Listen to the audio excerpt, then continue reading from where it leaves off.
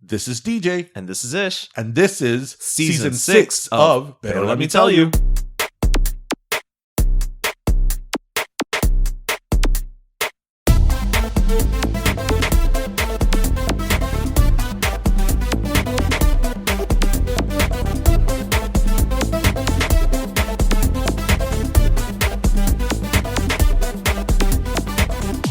It's starting all over. It's starting.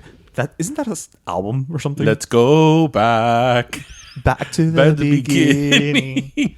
Everybody, welcome to episode 265 of Pero Let Me Tell You. How is everybody this weekend? This is apparently like our Hillary Duff tribute episode. I don't know about a Hillary Duff tribute episode. How is everybody's weekend? Summer is... Yes. Hopefully this weekend won't be as rainy as last. Okay, yes, because we have some pop-ups this weekend. Yes, well, and last weekend, luckily we were under un techo. Yeah. But Saturday was... Under un techo, as one does.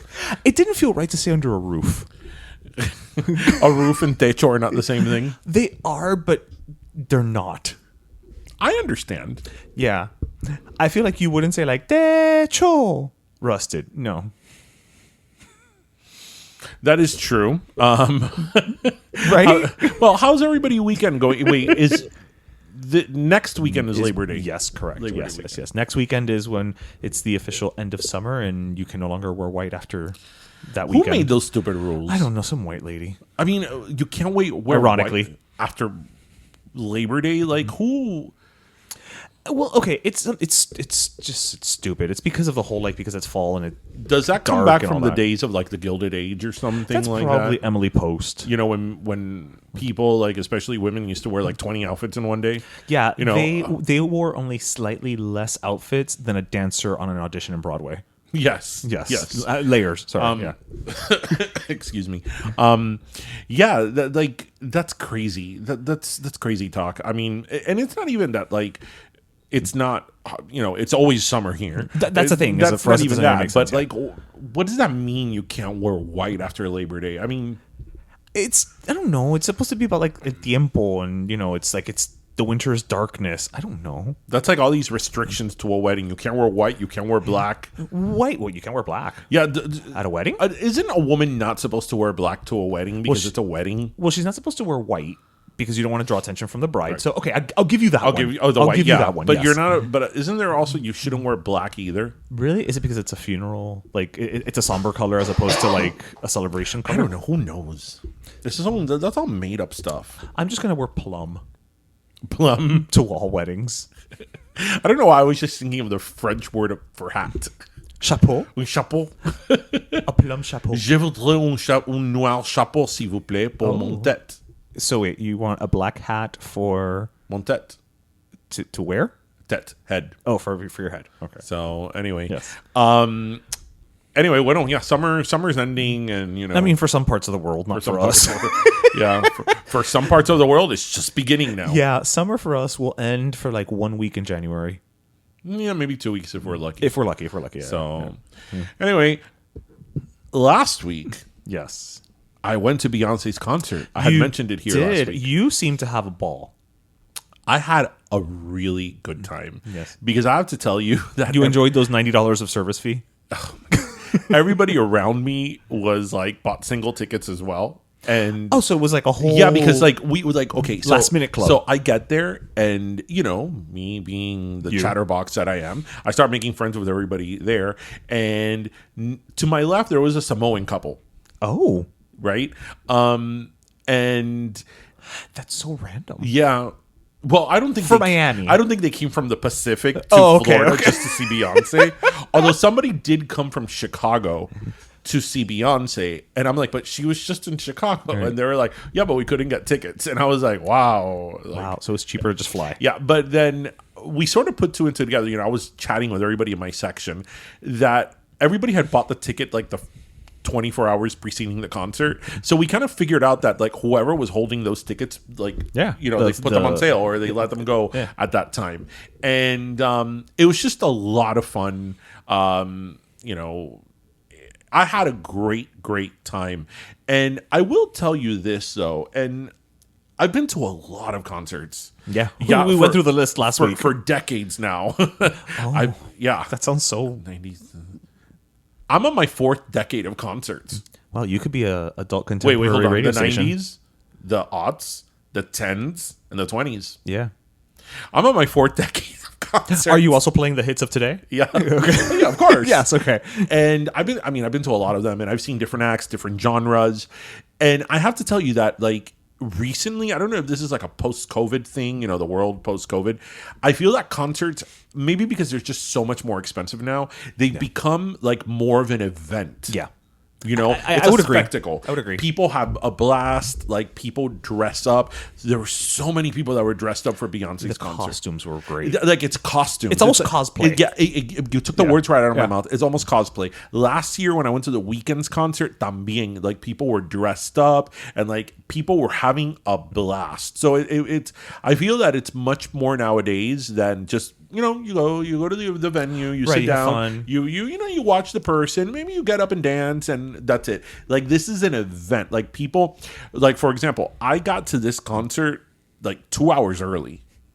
Well, because Miami traffic. So Right, the ticket said 8:00. We know nobody ever goes on the time of the ticket. I got there like at 6:15, so I was like, wow, you were there for like 3, almost 4 hours. yeah, before the Yeah. concert started, because she started like at she started like at 9:30. She didn't have. She doesn't do opening act, right? No, she is the opening act. She's the opening, the middle, and the closing. Literally, the first part of her show is called the opening act. Lord. But that's why she comes out. The first part of her show is very simple. Okay. There's no dancers. It's just her. She comes out. She sings like 3 or 4 ballads. And there's no No spectacle. no spectacle. It's just her. She is the opening act, and she is the encore. Yeah, I was gonna say, wow. I mean, she saves on salary. But anyway, but I noticed that, like, people were having like a really fun time, and I don't know. Again, maybe it's also like a Gen Z thing, Might because be. I've seen like people go to like these Taylor Swift concerts, and like it's an event, Yeah.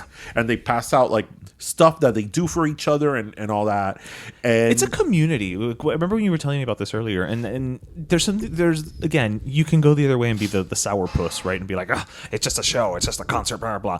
But there's something nice about that, especially is. when you look at the rest of the I world. got a free drink Yes, you did, and you don't even with drink. my friend Tony. Yes, and all because you were being nice and you I held your place in line. I was in the merch line. Yes, I was in yes. the merch line. The merch line wrapped around like, I don't know, 4 city blocks. I think it was here in front of your house. Yes. Yeah. The merch line was that long, so I was like, well, I'm here. But it's The 6 next o'clock. hour of my life. She's not coming out till 9, so I'm not doing anything better. And había tremenda pachanga in the Wait. merch line. This merch line was like that pre-show. Yeah, I hadn't even gotten to my seat because it was still daytime, and the merch line was about 10 miles long. So I'm like, I might as well just stand in the merch line. What am I going to be doing outside? No, that's true. And Yeah, it was outside and at at that 6 stores, o'clock, yeah, at yeah. that sol de las 6 y pico de la tarde. You know, you keep moving in sol. Well, because the sun does change throughout the year. You keep moving in sol because you're notorious for like, it's sol de las 3, but then sometimes it's sol de las 4, it's sol de las 5. El peor es el sol de las 4. Yeah, but everything But after 3. anyway, so I was standing in line, and there was this girl in front of me, and this lady passes by. It's like, whoever has a Lexus can come to the Lexus Clubhouse. Oh, that's right, yeah. And she's like, I have a Lexus. But then she looks at me, she's like, hey, do you mind if you hold my place in line? I'm like, sure. I'm just standing here, so why not? What else have I got to So do? we exchanged phone numbers. She's like, oh, when you're in the front, just text me and let me know. And I did. And when she came back, she brought me a drink. That was lovely. She brought me a drink and a little hors d'oeuvre. Oh wow! So she fed you too. Yes. So I was like, look how nice. The same drink will probably cost $35.99 at the bar. Equal. But yeah, no, back to what you're saying. There's a lot of sense of community. And I think that that's a great thing about these concerts. That you go, it's an event. It's so much more than just doing that. So I had a great time. I mean, if you're a Beyonce fan, you're going to really enjoy the show. I also did not pay a lot of money for it. I ran the risk of getting the ticket 24 hours before. No, but it worked out, and based on what you're telling me, it worked out for a hell of a lot of people. I mean, because again, these people buy up. Again, the biggest complaint, right? Like going back to the whole Taylor Swift situation.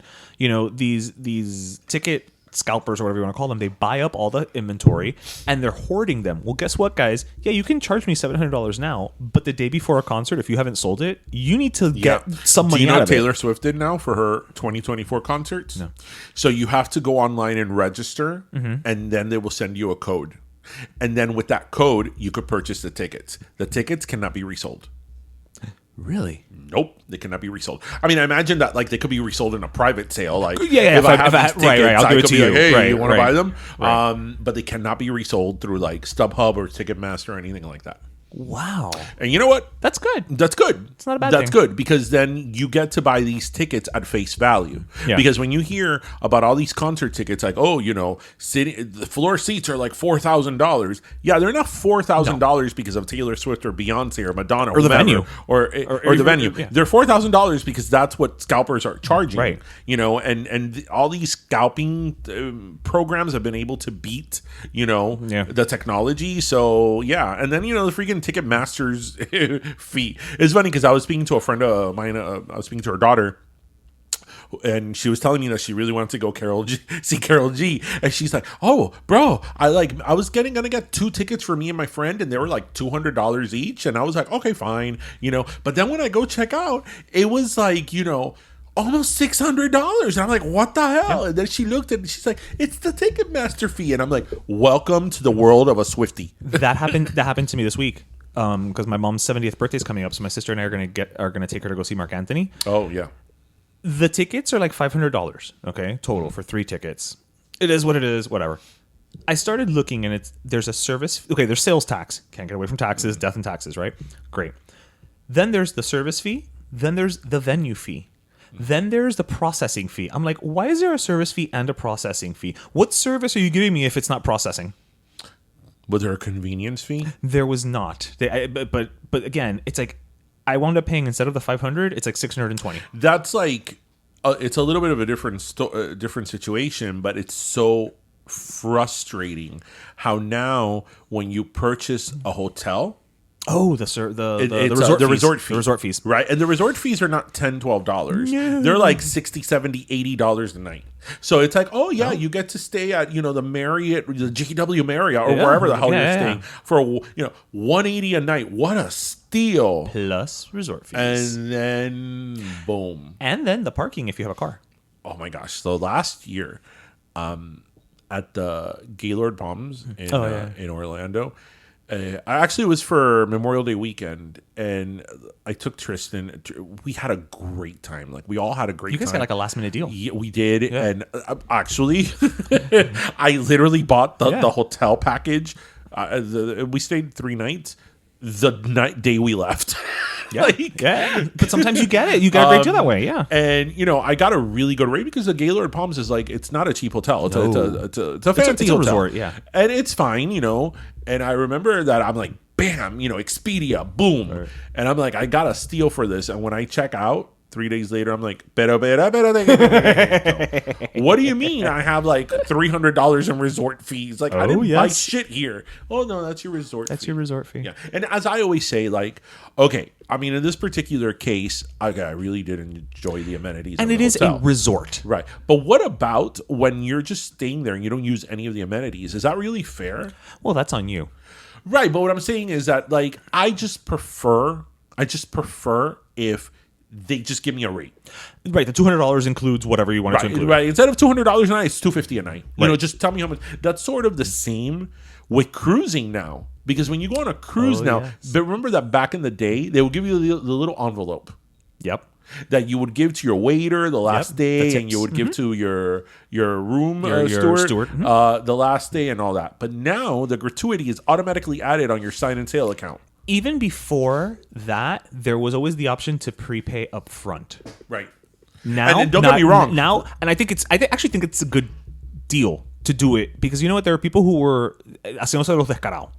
And don't get me wrong. Like, I think, these people deserve every cent of the and more the fee of their tip. But what I'm saying is that now, because this gratuity is added, it's automatic, then you should tell me, okay, my cruise it's not $300. Isn't $500 for whatever amount of days. It's really $800. Right. So, yeah. Yeah, just add it up front. Well, you know what? They're trying to pass legislation to be more transparent about those fees. Really? Oh, yeah. They currently the current administration is trying to pass for a while. They've been trying to pass that. And you know who's the worst ones? It's Vegas. Yeah. Porque Vegas is like, stay in the Bellagio. You know, every single time that I've ever planned a trip to Vegas, I'm like, mira eso. Que barato the está. Bellagio is like $200 Está a regalado. night, you know? And then it's like, oh, but that includes like a, you know, that doesn't include like a $125 resort fee. You know? Yeah. But you know what? For some reason, a Vegas se lo perdono. I don't know why. I feel like because it's Vegas. I've said this many times. Yo le doy pérdida a Vegas because I don't gamble and I don't drink. That's true. So, And you're not good at a buffet either. and I'm not good at buffets. So, you know. You're the worst for Vegas. Yeah, I will bankrupt Vegas. Vegas is not getting me. No. With you, Vegas will not viva. I will leave my Vegas. I will leave a week, and I love Vegas. No, you do. You we've like been going to together. Vegas. I love all the pomps and circumstances and fanfare of Vegas. I love it. But I'm like, I don't gamble because I am also. We've been to Vegas together. I am that person that, you know, when we were in the casino, I'll go and hang around the casino, but I'm not putting $1 in that machine. I'm gonna lose it. Like I'm not gonna win. Again, I pay like the penny slots. Like I'm not playing, you know, the high roller. I'm paying penny slots so that I can get the free drink. But even the penny slot. Well, okay, it's a penny. Okay, I'll give you the penny slot. If you're playing $10 at the penny slots, vas a estar ahí borrado. I remember one time, actually on a cruise, we took this huge family cruise like 10 years ago, and it was great because it was like my whole family. Even my grandmother went, and I remember thinking like, enjoy this because this is once in a lifetime. Esto no siempre se da, that everybody was able to go. And I remember my dad won like $900 in the casino. Coño. Yeah, on a slot machine. And he was about to do the mistake that everybody Put does. it back in. He was going to put it back in. And I go, and we're walking away. Yeah. Like, I literally got him by there. I remember, like, we're walking away. Even if you want to keep playing, you cash that out and you keep $50 to play. Like, you don't play the whole thing. I told him, no. You can't. You're in the positive. You won. That's true. You're in the black. Like, you won. That's true. You won. Walk away. You're the exception. Don't be the rule. Don't be the rule. Get rico. So, yeah. I know. I want to go on a cruise. Well, I'm going in 1 2 weeks. That's right. My guys are on the corner. Yes. That's right. Yes. You are. Although, you know, it's on my bucket list, speaking of cruises, for me to do. The world cruise? Well, the world cruise, but the world cruise is a little bit more out of reach. Okay. What is in my bucket list, like, is a transatlantic cruise on the Queen Mary. You just want to use the accent. No, I want to go on the freaking Queen Mary. You know, I'm a ship enthusiast. I'm an ocean liner fanatic, and I haven't been on an actual ocean liner. I wonder what's the term for that. What? You know, like Anglophile or whatever. Like, what would be the term for that? Well, I don't know if there's a term, but there is very much a community. No, I know. That's because, why there should be a term. I'm involved in all these like y'all need a term, pages and, you know, chat groups and. Oh no, I'm surprised you're not the moderator. No, you know why? Because as much as you think that I know about ocean liners, like listeners, I could talk to you about the history of ocean liners every day. And you've done it here. And when somebody tells me what's the difference between a cruise and an ocean liner, I'm like, yes. I get to give my thesis statement. By the way, the ocean liner was built for transportation. A cruise was done for cruising. The architecture and hull are completely different, and the superstructure is also different. Though the way the cabins are laid out are generally different in an ocean liner than on a cruise. And I could go on, but I won't. And that's the learn portion. That's the learn. I could do a master class on ocean liners. I have no doubt. That it would be a multi-part series. For sure. Yeah.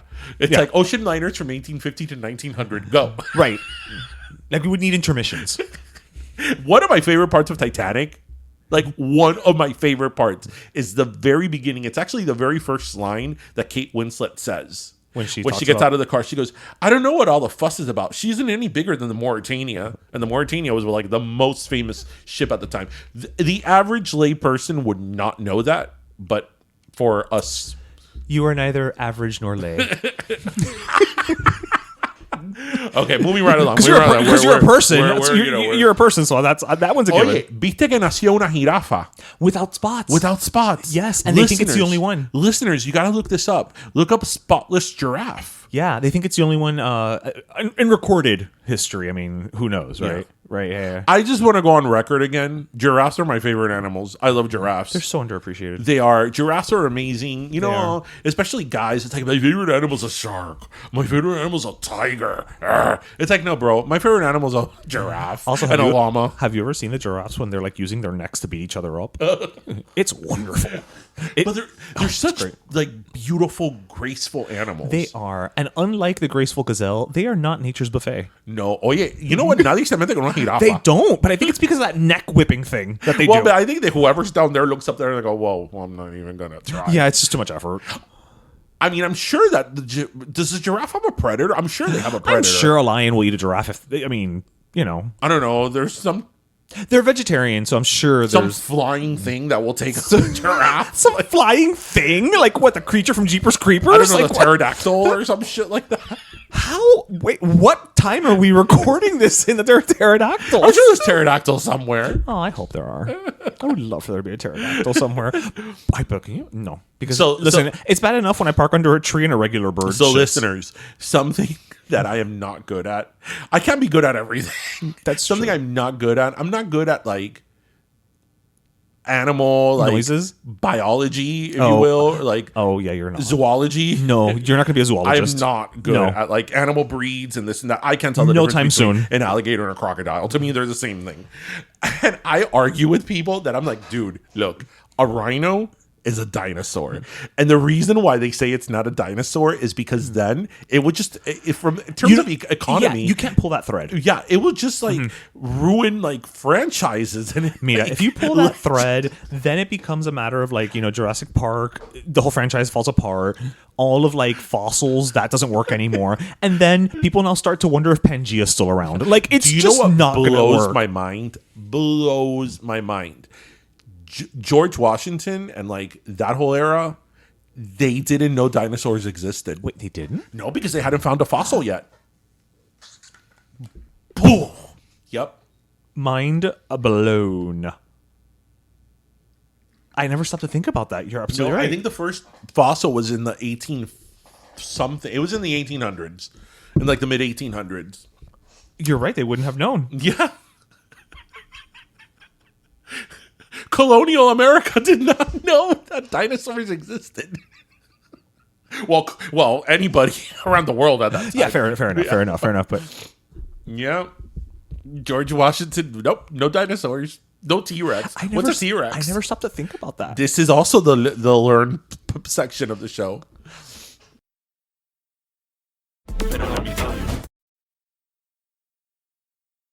This episode is sponsored by BetterHelp. Back to school time, se acabó el verano. And even your mental health challenges seem to be back from summer vacation. Did you pack lunch for the kids? Are you doing everything to help them thrive in school? How do you find balance between work and home life? Not to mention back to school means que ya the holidays are around the corner. Stop. Take a deep breath and let BetterHelp get you back on the path to being mentally healthy. BetterHelp offers phone, video, text, or live therapist chat sessions. You pick the option that best fits your schedule. After all, it's your mental health, right? Plus, it costs a fraction of in-person therapy sessions, which is a good thing porque those back-to-school supplies are not cheap. And as a special offer for Pero Let Me Tell You listeners, you can get 10% off your first month of professional therapy at betterhelp.com/pero. BetterHelp is already more affordable than in-person therapy, and now you can save on your first month. Look, more than back to school time, it's back to you time, and BetterHelp can help you take the first step on that path. That's betterhelp.com/pero. Thanks again to BetterHelp for sponsoring this episode.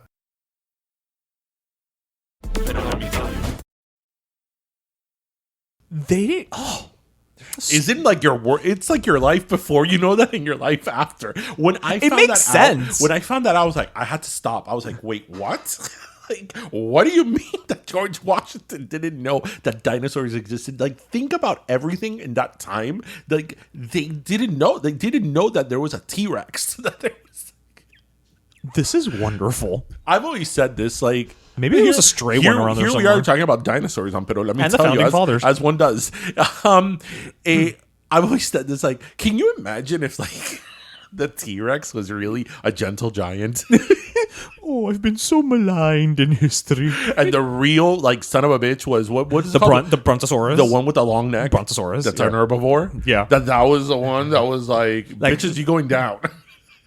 You know, change approved. We're going to rewrite history now. Yes, the T-Rexes were gentle giants and the Brontosaurus were tremendo hopuda. Done. Done. Stupid long neck bitches with those tails. Like You know what? No, you're right. The T-Rexes are all probably just all gentle. We're just like, I can't do things. Look at my little hands. You know, somebody help me. Yeah. And that might be why they're misunderstood, because they were always grouchy because they couldn't do things. And they were always like, help. And because they had little hands that they couldn't grab their food with, that's why they had sharp teeth. Right. Because they needed it to, like, you know, cut the grass. Right. Because they couldn't do it with their feet, with their hands. Right. So, you know, I think it makes sense. It makes total sense. Change approved. Change approved. T-Rex Dear like, Smithsonian the Museum. T-Rex like, I don't know. Like, I'm just a nice guy. George Washington doesn't know I exist. Oh, but the T-Rex also didn't know about George Washington. No. They didn't know each other. The T-Rex existed. had other things coming to him. Neither of them knew the other existed. I feel like the T-Rex had a meteor with his name on it. I feel like we've just written some type of weird ass sci-fi movie where like the founding fathers meet the dinosaurs. But they're like the TV show dinosaurs. They're all Muppets. No, not the mama. No, maybe Sinclair. Yes. Yeah. There's a writer strike right now. You want to take a stab at this? What? We're not part of any union. No, we're not part of a union. We could do it. It's like the new hit. It'd be great if we write it and then they're like, fuck it, just greenlight it. There's nothing else in the pipe. I will call it George T-Rex. George T-Rex. This fall. I like this. And now I'm picturing the T-Rex with the little powdered wig. Yes! And the little hat. The little... Oh, but it's going to have to be a very big boat crossing the Delaware. Yeah. That canoe's not going to cut it. Not the Delaware, the Potomac. Oh, that's right. Delaware. Coming to this fall. Coming this fall to Netflix. Because they'll take anything. George T-Rex. What happens when the founding fathers meet the dinosaurs? Find out this fall on George T-Rex. And then, like, the T-Rex wants to run for Congress, and because the Constitution is being written in the Constitutional Convention, there's no law that says that he can't. And then you see him in, like, the Chamber of Congress being like... But he can never sign a document. But he's going, yay, nay.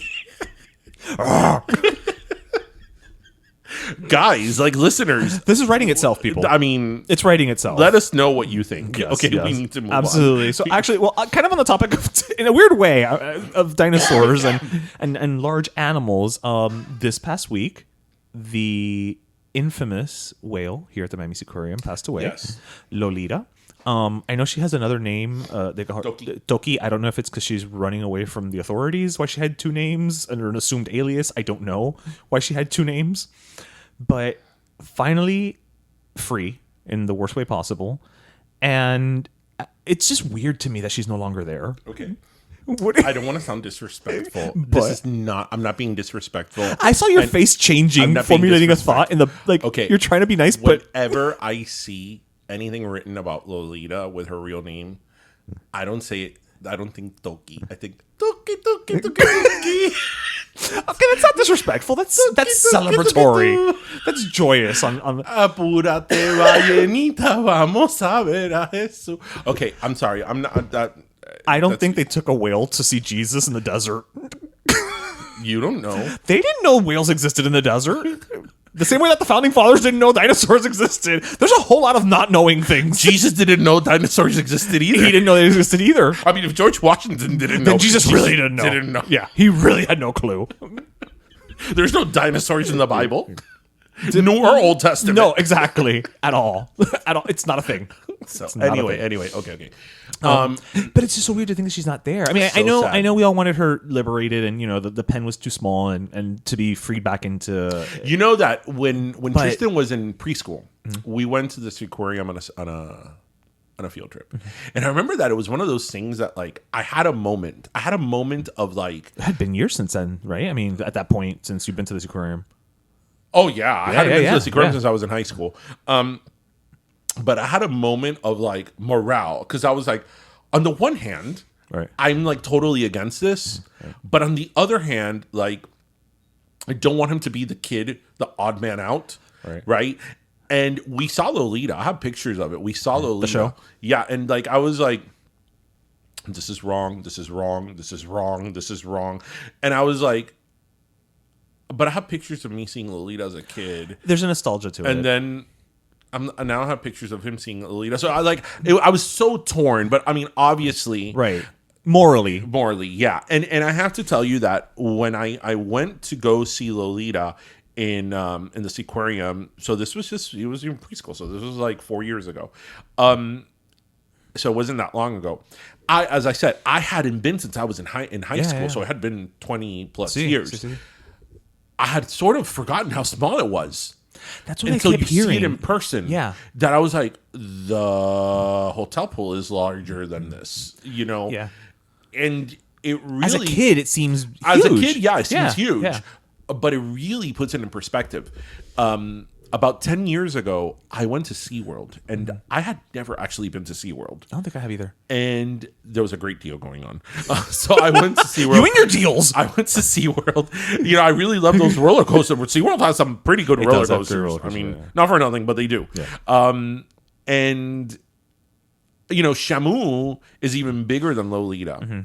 And I remember we went to go see the Lolita, the Shamu show, and I wanted to sit in the splash zone. Well, yeah. So I sat in the front. And in SeaWorld, they have like a platform right there in the front, Right. where there's a moment that Shamu goes on the platform and she's right in front of you. And I remember that when she got on that platform, again, I was in the first row. Right. I took a step back because I appreciated how enormous Right. she is. The She's like majesty the of that animal. size of a school bus, right? And I remember that when I walked into that arena where they have them, I thought, oh, this is just the pool where she does the show, right? She must have a bigger pen. There must be a bigger Right. or something behind the Right, right, stage. Nope, that's where she lives. They say it's the equivalent of a human living in a bathtub. Wow. Yeah. So, when people start saying, free Shamu or free Lolita and all that, this is a problem. This is a problem. Now, these animals were captured in a very different time. Yeah. Like, I don't think, at least in the United States, they would do that anymore. Actually, they've outlawed that they can't, aquariums can't. There's not going to be a new Lolita. There's not going to be a new Lolita. Right. And even if there wasn't a law behind that, that's just a practice that they wouldn't do that now. Thankfully. So I guess this was grandfathered in. And I know that they were trying to move Lolita, but it's like the logistics of that. And I agree that they should have moved her, right? But the logistics of that, because she lived in captivity for 50 years. Yeah, 52. Right. Yeah. So, I mean, it's just, it's a bad situation all around. And, I like to, I know there's like a sentiment against zoos. But a part of me kind of feels they're a necessary evil when they're done right. Like Metro Zoo. Well, or what I was going to say is that there's a lot of zoos that have labs and Right. there's science behind it in terms of conservation. Yeah, like the San and Diego Zoo. they've helped with the conservation of certain animals, with Right. trying to grow the population of certain animals. So what one I mean. can make the argument that there are zoos out there that are doing the right, trying to do the right The heart's thing, in the right place. especially in terms of the science, right? But then there's a lot of places that aren't, and these animals aren't in primal condition, and and again, it's not even if they're being abused; they're just being held captive. Like, I mean, Yeah. and it's one of these things that like you really have to try to not see it in a nostalgic way, because you can't help, especially our generation, we can't help but see it in a nostalgic way because we grew up going to zoos. Right. We grew up And we want to going share that with our aquarium, children. And right? Like I remember going to the aquarium as a little kid. I have a picture with that dolphin statue or whatever. Oh yeah. Where the helmet. Yeah. I have that I have a picture with that statue at 2 years old, at like 6, and as a teenager. Yeah. And I took one again now when I went with Tristan. Aw. And remember the wax, That's exactly what I was thinking of right now. the wax things that you would get done there? Then had no purpose afterwards, Yeah. but you always wanted one. With the machine that was like semi-oval. Like, Yeah. yeah. But they're not good. I feel that these are relics of another time. Again, I think it depends on what we're talking about in terms of the zoos. Because if we're talking about, again, like a San Diego Zoo, the Miami Metro Zoo, even Animal Kingdom, which for all intents and purposes is a zoo, these are, to your point, they're trying to conserve species that may not live past another generation otherwise. So that's why I say there's like a necessary evil element to it, because on the one hand, yes, they're in captivity, but on the other hand, we could lose some of these species forever otherwise. You know? I remember the first time I went to the safari in Animal Kingdom, I was like, when do we get to Africa? Like, when were we portaled to Africa? Because I remember there was a part that I'm like, I don't even see the park anymore. Like, This is not Florida. like We're not Florida. I'm in like the Meadowlands of Zimbabwe, like, yeah. yes, mid Africa. Like, only Disney could do this. That's Like, true. Disney true. probably painted the sky, and They put a big tarp. yes, that made it look like Just a you're big tarp you over know, there the that- Sahara, or Yeah. whatever plains. I mean, in Africa. That reminds me of Planet Earth, the miniseries. Isn't it great? Like That is a great miniseries. All of them. there's only there's two things that freak me out about that. So, listeners, for those who don't remember, maybe like 10 years ago, Maybe a little more, but yeah. there was like a series of episodes called Planet Earth. Yeah. It was produced by the BBC, Yep. but it was It was a co-production, I think, with Discovery Channel. yeah, and then they had it on Blu-ray, and it was like super high def, and That was like around the time that Blu-ray and high def had really started. but that was Yeah. like the bluest Yeah. of rays. Like, it was like super high def because it was shot in high def, and Era like, su Prusia. it was amazing. It was amazing. If, for those of you who haven't seen it, check it out. I believe it's on streaming now. It's probably on the Discovery platform or Max. And they had like different like they had like the Arctic, they had Yes. like the Amazon, they had All the different plains, they had Africa, like they had different things.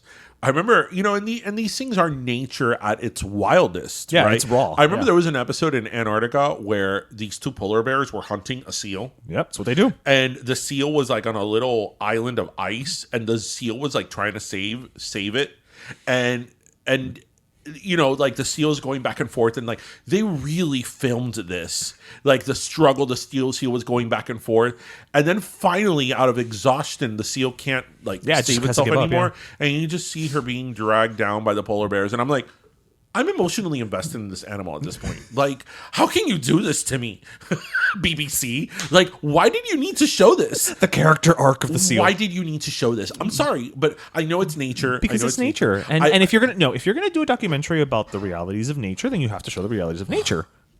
I mean, you do. You can't just show all these animals holding hands and kumbayaing. I don't need to see that. And then there's this other one that I forgot which one it is, that this freaked me out.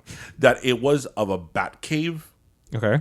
And the bat caves are like flying around this huge thing in the bat cave, and this was enormous. It was like a hill inside the bat cave. Jesus. A hill. The hill was their shit. Oh yeah. And I was like, yeah, bat dung. Yeah. I was like, I'm pretty sure I can Guano. smell it from here. Like, that's gross. I don't need to see that either. But again, if you're gonna do a nature documentary, you I gotta just see want to warts see. and all. I want to see Literally. pretty sunsets, pretty fish, and birds flying in the blue sky. No, you can't prettify nature. You got to show us everything. I don't want to see the poor gazelle being eaten by the tiger. You have to know what happens out there. You can't rewrite the narrative. Since I was a kid, I was like, no, I'm the giraffe. I'm not even going to pretend to be the little boy in the class that likes the shark. I'm like, I like the giraffe. Giraffes are good. Yeah, those weird little antenna at the top. I don't know what those do. You know what also was a moment for me? That all breeds of dogs are not real. Like, oh yeah, you told me this a couple all weeks breeds ago. of dogs, any breed of dog. Excuse me. Like I know dogs come from wolves. Like I know that. The wolf, but I never. The wolf was bred into breeds of dogs. Right, but I never stopped to like. I know they come from wolves, but I never stopped to think about. A poodle doesn't come from nature. A Shih Tzu doesn't come from nature. I need that to be a T-shirt. Right? A poodle doesn't come from nature. Even a golden retriever that we love doesn't come from nature. None of that is natural. That's all breeding. So, that blew my mind as well. Like, I was like... Again, it makes sense, though. Yeah, they're all domesticated. Yeah. That's why there's no wild dogs. Because a dingo is not a dog. No, it's a marsupial, isn't it? I don't know if it's a marsupial, but it's not a dog. But the dingo is the closest thing to a dog. Right. But it's not a dog. Right. Right? Dogs come from wolves. Yeah, that I knew. And they have all been bred. And they haven't existed for that long either. It hasn't been like thousands of years that these dogs have existed. So dinosaurs also didn't know dogs? No. Okay. No. That's our new benchmark. Did the dinosaurs know about this? Did the dinosaurs know about this? The dinosaurs probably knew Cher. They did. Her first farewell tour was right before the comet. Right before. I mean, if there's any human being that would have known the dinosaurs as Cher. Yeah, it's true. Little known fact, half-breed, it's not about being white and Native American. It's about being Native American and reptilian. Yes. Yeah. Yes. Yeah, little known fact. Are dinosaurs reptilian? Well, they're giant fucking lizards. Oh, actually, no, they're more closely related to birds, actually. What? Yeah, dinosaurs actually share more, if I remember correctly, they share more in common with birds than with lizards, and it has to do with their skeletal system and the fact that they have, their bones are, I think, hollow, similar to a bird's. What? Dinosaurs' bones are hollow. Listeners, look it up. I know nothing about this. Look it up. I know. I know nothing. I know they share more in common. You're talking with to birds. the guy who thought a guinea pig was a rabbit. That was one of the greatest days of my life. I thought a guinea pig was a rabbit. That was a wonderful. I was like, what type of strange rabbit is this? It's a guinea pig. To this day, I cherish that memory. Yeah. So yeah. Yeah. So yeah, no, they are more closely related to birds than lizards. Did you hear about the snake that ate an alligator? Is this a joke? Like what? No, there was a snake that ate an alligator. What was it? It was on the news recently. Oh, I didn't see that. Yeah, what was she thinking? The snake? Yes. Listen, nobody's going to tell her what to do. Like, it's like, okay, I know a lot of times snakes are very ambitious with what they put in their mouth, but it's like, okay, what were you thinking? Do you remember like 10 years ago the snake that let loose in the Central Park Zoo? I just love the thought of the phrase. Snakes are very ambitious about what they put in their mouth. Like the snake is just like by the Empire State Building. She's like, I could do it. Yeah. Like, yeah. Bueno, the snake se reventó, se mató. Well, but I mean, snakes have been known to eat small children, so I guess. Okay, this is an alligator. It doesn't know the difference. Okay, an alligator. An alligator is the size of a truck. Like it depends. It could have been a smaller alligator. It's an alligator. A snake. Again, a snake can eat like a 3-year-old child. I understand that, but a 3-year-old, 4 3-year-old childs aren't even the size of an alligator. But you know what? What? The dinosaurs did know snakes. They did? I don't know. I'm making it up. Snakes, they were in the Bible. Well, that's Snakes true. were in the Bible, so they must have. Okay, yes, but the Bible, those times were a little bit after the dinosaurs by a few million years. I mean, sure. But the snake was there.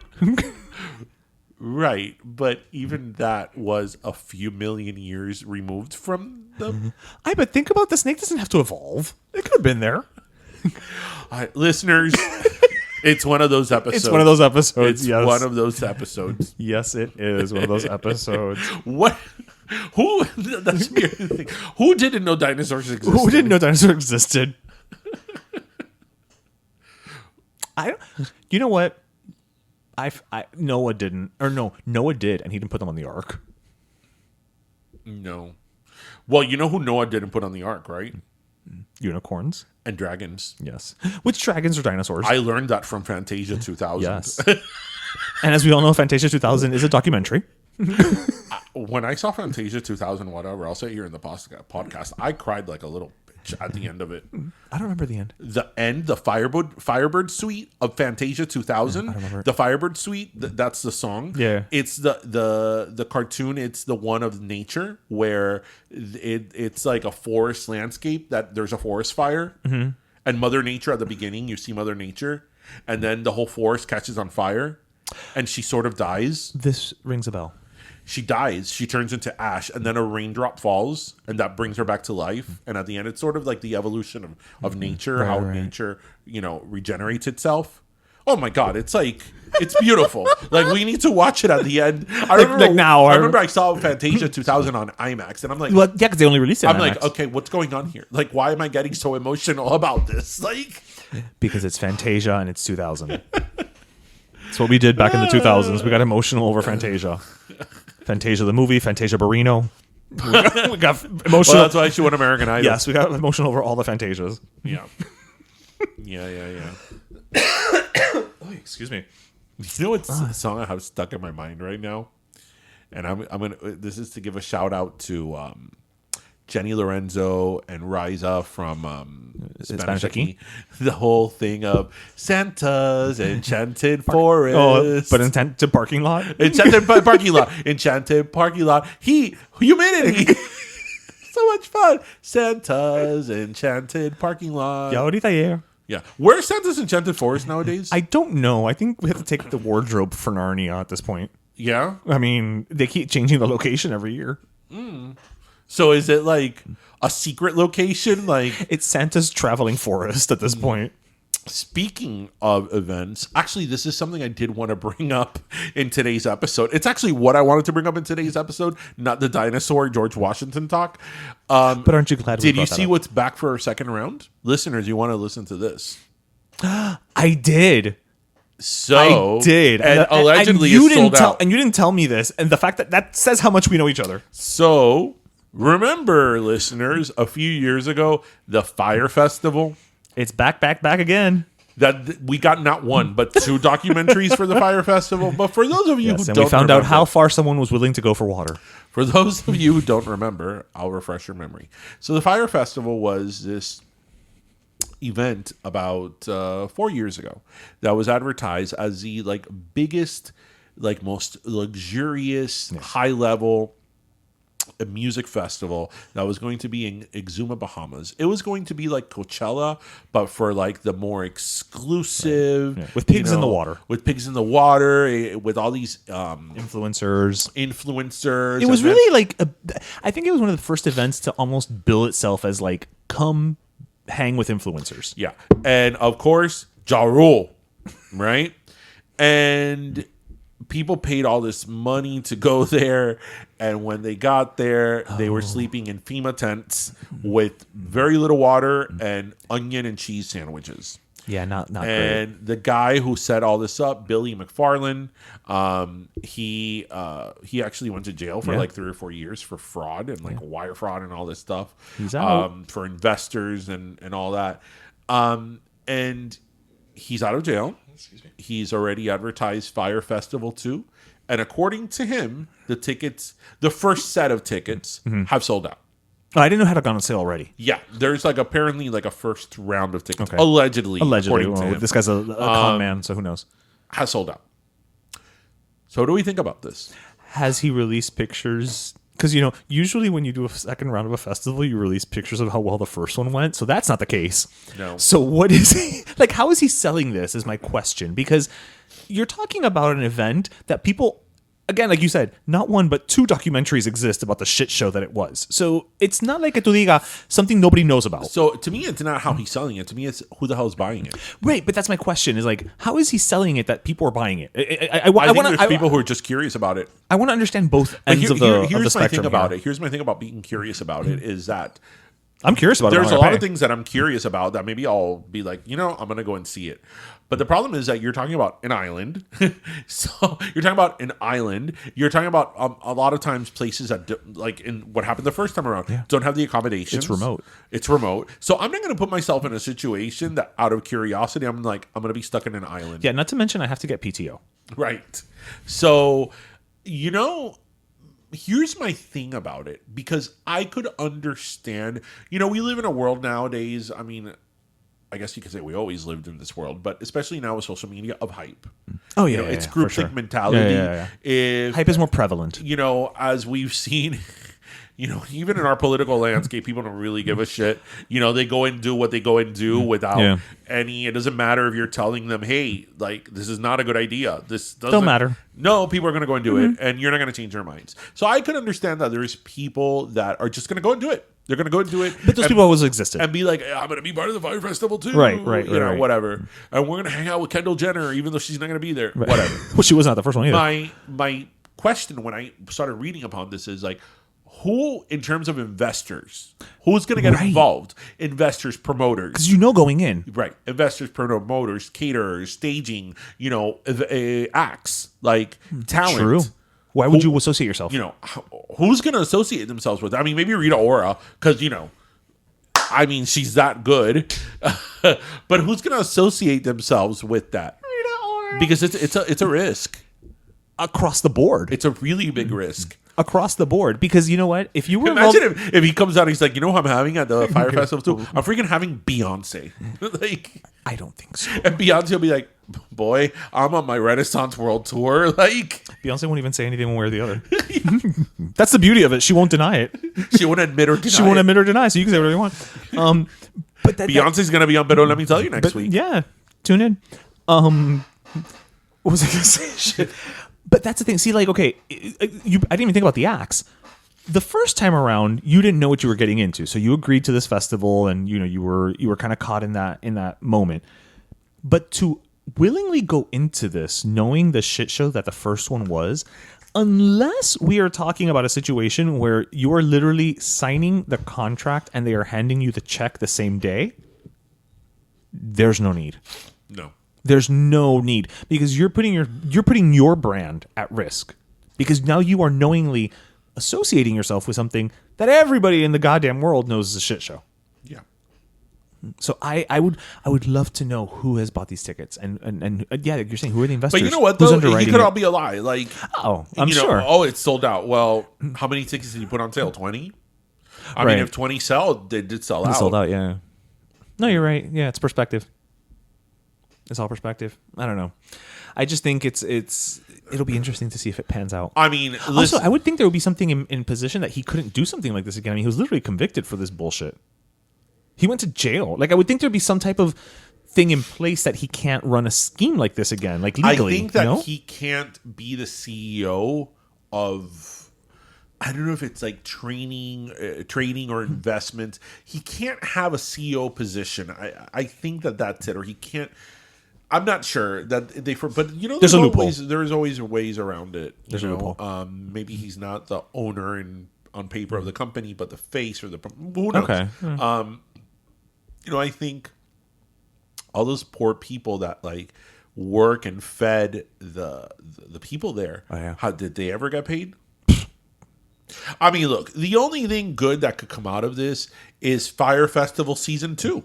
Oh, I was going to say another documentary. Yeah, Season 2. At the very least, I hope that if this man is involved, he makes sure there's a lot of bottled water. Yeah. And it gets through customs. Yeah. Just for his own dignity. I just think if you are caught in that, then what's the saying? Fool me once, shame on you. Fool me twice, shame on me. Absolutely. Yeah, at this point, you know what you're getting into. And I'm not going to feel sorry for you for plunking down that money. Yeah. Palucite. Yeah. To say I'm going to the Fyre Festival. Right, because that's what it comes down to. But with that said, I mean, if you want to invite us over to the Fyre Festival... we'll cover it and we'll record live. We'll record live from the Fyre Festival. We'll record live from the airport, from the festival, with the pigs. Yeah, we'll interview people. Whatever you... Listen, what's his name? McFarlane? Billy McFarlane. Billy, reach out to us. Listen, we're already in Miami. If they go to Jamaica, it's not that big of a plane ride. Far. No, it's not that far. We could probably even get somebody to use their boat. Wow. Just drop us off there in a speedboat. Okay. Sure, why not? Weirder things have happened. Weirder things have happened, and I have to believe that they are going to happen even weirder at this Fyre Festival. Take 2.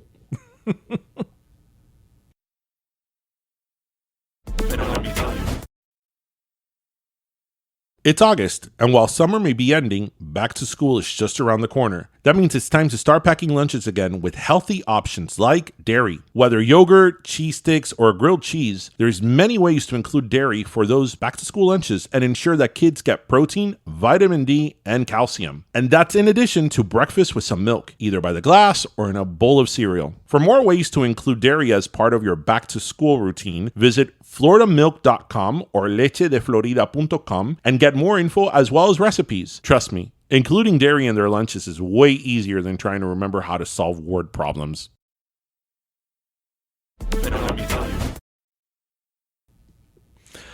All right. Well, all this talk about travel and the Fyre Festival. I mean, Fyre is very hot, so it's making me a little thirsty. Mm-hmm. So do you want to go first with the last soda? So do you want me to go first? All right.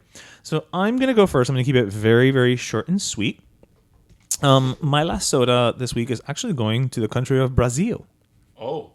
Because as of this recording, Brazil, which I'm just going to say it that way from now on moving forward, Brazil has made homophobic acts punishable by prison. Really? Yep. They have officially made it. And I'm looking at the thing right now. I want to say their legislator. Where is it? So, just gracious. Here we go. Brazil's Supreme Court rules that homophobia is now punishable by prison. In a landmark decision, Brazil's Supreme Court on Tuesday ruled that homophobic slurs will now be punishable by prison. In a nearly unanimous 9-1 ruling, homophobic slurs have been put on the same legal level as racist hate speech. Justice Edson Fachin, who delivered the verdict, said the ruling was a, quote, constitutional imperative to give LGBTQ citizens equal protection under the law. So, salute to you, Brazil, because a country as traditionally Catholic as yours is has I know they have a very interesting relationship just with, the whole LGBTQ and trans community. And it's a weird, acceptance without accepting and what have you. But the fact that they've taken this step, I think, speaks volumes. And here's hoping that it continues to stay on the books. And it's just a demonstration of the type of commitment that other countries can adopt moving forward for the LGBTQ community. You said quoi? LGBTQ. Is that how you would say it? No, but that's how I've determined. It's LGBTQIA+. So from now on, I'm just saying LGBTQ. Oh, I thought you were saying it because it's, Brazilian. No. I'm just saying LGBTQ. I was like, that's not Portuguese. No. I've decided. Well, that's a good one. Yes, that's a good one. I'm actually going to give a last soda, and it's really sad. So I'm, like many people, I was a big wrestling fan, and this week the wrestling world lost Bray Wyatt. Yeah. And that came out of nowhere. He was 35, 36. Super young. They haven't released a cause of death. He had been ill for a bit now, but from what I had heard, he was making a return.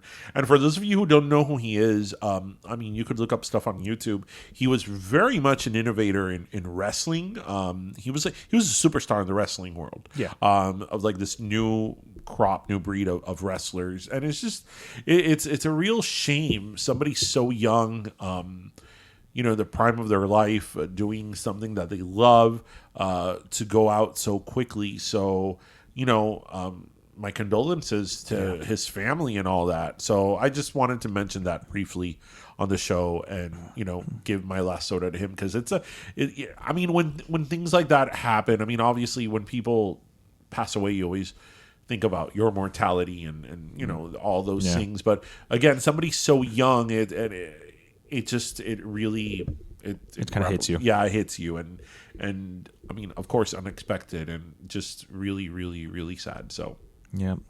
I mean, it's always bizarre to me how many wrestlers pass away at a young age. Compared to other because professions. look, I mean, there's a lot involved there, right? A lot of these wrestlers, they take steroids. They're constantly training, and their body takes a lot. I don't have an ethical or moral problems about against steroids, but that type of training and that does put a stress to your heart. Yeah. And then obviously the physicality of it, and they do hit themselves. They do, even though they're professionals, do hit themselves. They do have concussions. They have all that. So it's a lot of things that's working against them. A lot of these guys are very big. So all that are stressors that can have a toll on you. And obviously it's a lifestyle, and it's something that going in. It's an assumption of the risk, but I mean, it's just still very sad when it happens. So we can't end the show in such a sad note. Like, let's talk more about George T-Rex. and Martha Velociraptor. I want the theme song to be done by the same people that do They Might Be Giants? Yes. How did you know that? That's what I was thinking. Because it's you and I. That's how I know what you were thinking. Because no, wait. Big Bang was Bare Naked Ladies. Bare Naked Ladies. George T-Rex, the intro has to be in the same tune as Big Bang Theory. Right. Very much like, he was a dinosaur who then ran for president. Like, kind of tells the whole, prehistory. No, because the whole thing is that where these dinosaurs lived was in what would be Washington, D.C. Okay, so the dinosaurs lived in colonial times, essentially. Yes, but I don't know. There were some cave, because we have to have the T-Rex and the dinosaurs in Congress. Okay, so they're like, they're cohabitating. Yes. Got it. Okay. Yes. Okay. Yes. Okay. I get it now. So we could kind of make it so they had to be like a hidden society that got found and integrated into colonial society. Yes. Yes. Okay. Now I'm liking this more. Yes. So, the dinosaurs sort of lived on Martha's Vineyard. They lived in an island. They were the last ones left.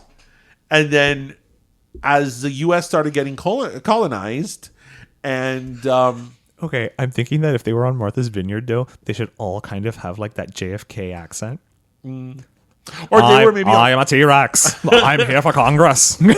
Or maybe they lived like in Cape Cod, Still the same accent. Yeah, they lived there. Okay, all right. Right. So, right. It was like the last colony of dinosaurs. Dinosaurs, and then obviously America was getting, what would be the United States was starting to get colonized, and the colonists had taken over.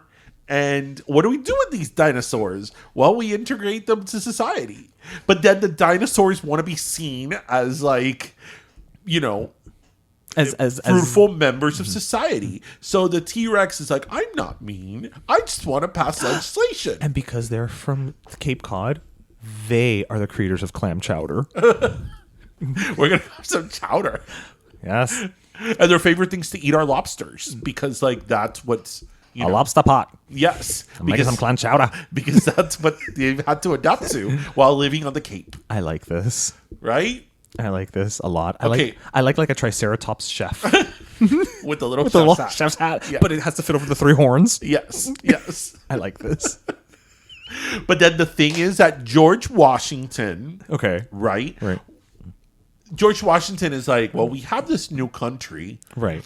And, what are we going to do with these dinosaurs? Right. So they get somewhat integrated in society, and there's a bit of a fight there. Some people are like, no, they're going to eat your children. And then now there's like parallels. Right. And the dinosaurs are like, no, we're good. It's sort of like, I hate I'm going to make this reference because I can't stand this movie. Sorry to all of you out there. Sort of like Twilight, that the vampires wanted to be part of society. Okay. But the dinosaurs are not going to shimmer. No. Okay. No. Okay. But then there are people who are embracing of it, and there are people who are against it. Right? You're always going to have your crazy colonial Karen. Which is her official name now, by the way. Right, Crazy Colonial Karen. CCK, yeah. Who's gonna be like, no, the dinosaurs are gonna come and eat your children, eat your wife, because they're eating everybody up here. And we're casting her with Antoine Dodson. So I love this. And again, the T-Rex is gonna wear the little wig, Of course. with the little hat, Well, yeah, he has to accessorize. right? And Right. I don't think he should wear a jacket. Well, how is he going to get it on? yeah, Like, he can wear like a little cape. yeah. Yes. And it's sort of like, imagine if like the T-Rex tried to hang out with all the characters in Hamilton. Okay, but I don't want our dinosaurs to rap. Because No. I feel like that's an extra layer of stuff. That's, No, the T-Rex is not going to miss his shot. Right, that's an extra step we don't need to take. No. We don't need to go there. But like with those characters, like similar characters, were all big around the time of the American Revolution. Okay. Right. George T-Rex. And on that note, Okay, it is good though. Oh, I'm here for it. No, I'm saying we gotta end it because we gotta go write it before we forget all of this gold. No. That is happening. And then okay. I'm seeing the cover of George T-Rex, right? Okay. So it's gonna say George T-Rex, and then This is the promo shot. yes, we're gonna have George Washington and the T-Rex, and they're gonna be in like, you know, those old school like sort of like frames that Yes. are sort of oval, sort of like what's on the dollar. Those portraits. Yes, those portraits, sort Okay. of like what's on the dollar, right? On like a currency. Yes. Right. That's like semicircular. Yeah. Right. Of George Washington and of the T-Rex. And it's going to be side by side. So it's sort of similar to like what the campaigns back in the presidential campaigns that they would put like the two. The president, vice president. Yes. Yeah. Like that sort of. All right, but I want to twist it because we're still working about a concept that they're still learning to trust each other, right? So they can't be facing each other. They have to be facing the other way and kind of looking back at each other with a side eye, like, I don't know this wacky guy, right? I feel like that's because you want them to know it's a comedy, you know, not a serious drama, Right. with dinosaurs in colonial times. Yeah. Dear Roger Corman, if you hear this, we'll pay you to help us finance this. And then, Corman's still alive. And then you know what happens as the Smithsonian's get built up, you know, the dinosaurs are like looking at the Smithsonian and like, you know, the parallel of like one day we're going to have. Oh, or maybe they're like, one day we shall also be hanging in the Smithsonian. No. And then they are, but not how they thought. No. Oh my God. You know what one of the characters could be? The T-Rex named Sue. You know who Sue is, right? No. The most perfect T-Rex fossil is named Sue, and she's in the Field Museum in Chicago. It's the most perfect and complete That's T-Rex a lot of fossil. pressure on a fossil. Yes. We could meet Sue. So is she going to be our main character who takes us through everything? I don't know about our main character, but Yeah, but see, it could be because we could have some like here's literally the first scene. listeners, are you guys in for this? Let us know. Let us know what you think. Here's the first scene. Like, you know, we're at the museum, right? And some little kid walks in a field trip or whatever, and they see the skeleton of Sue, right? And they're like, wow, I wonder how it would have been back then in those savage times. And then, you know, like and then we cut to Sue, but it's all like, you know, colonial times. And Right. Sue's like, you know, oh, I've got to have this chowder. And like, you know, and that's how we start on our little thing. No, and Sue walks up to George Washington. George, what are you chopping there? I'm just chopping my cherry tree. I'm going to make a delicious little pie.